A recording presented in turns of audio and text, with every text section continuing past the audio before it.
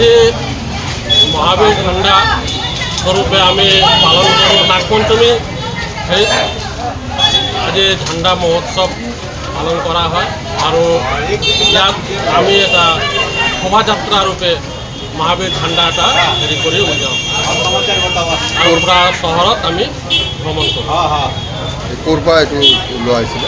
এইটো আমাৰ হনুমান মন্দিৰৰ পৰা ওলাইছে আৰু ইয়াৰ পৰা গৈ বালাজী মন্দিৰত শেষ কৰিছে। কিহৰ কাৰণে কৰা এই কাৰ্য? এইটো মহাবীৰ মানে হনুমানৰ জন্ম উৎসৱৰ ওপৰতে আজি মহাবীৰ ঝাণ্ডা স্বৰূপে আমি পালন কৰোঁ নাগপঞ্চমী।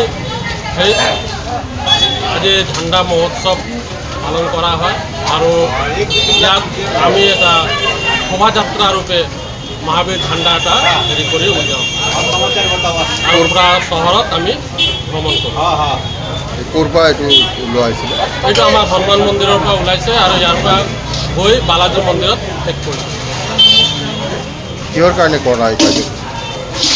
এইটো মহাবীৰ মানে হনুমানৰ জন্ম উৎসৱৰ ওপৰতে আজি মহাবীৰ ঝাণ্ডা স্বৰূপে আমি পালন কৰোঁ নাগপঞ্চমী।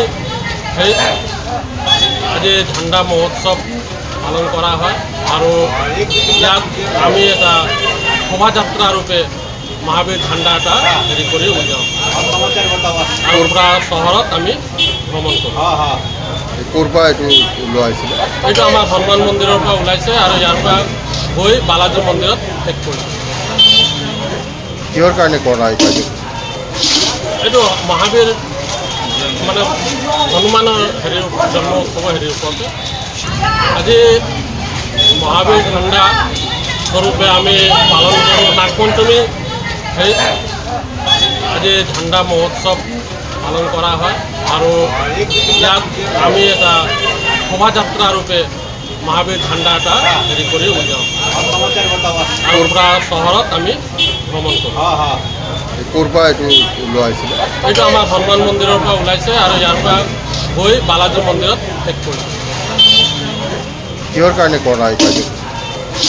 এইটো মহাবীৰ মানে হনুমানৰ জন্ম উৎসৱৰ ওপৰতে আজি মহাবীৰ ঝাণ্ডা স্বৰূপে আমি পালন কৰোঁ নাগপঞ্চমী। আজি ঝাণ্ডা মহোৎসৱ পালন কৰা হয় আৰু ইয়াত আমি এটা শোভাযাত্ৰা ৰূপে মহাবীৰ ঝাণ্ডা এটা হেৰি কৰি উলিয়াওঁ আৰু পুৰা চহৰত আমি ভ্ৰমণ কৰোঁ। ক'ৰ পৰা এইটো ওলোৱা হৈছিলে? এইটো আমাৰ হনুমান মন্দিৰৰ পৰা ওলাইছে আৰু ইয়াৰ পৰা গৈ বালাজী মন্দিৰত শেষ কৰিছে। কিহৰ কাৰণে কৰা এই কাৰ্য? এইটো মহাবীৰ মানে হনুমানৰ জন্ম উৎসৱৰ ওপৰতে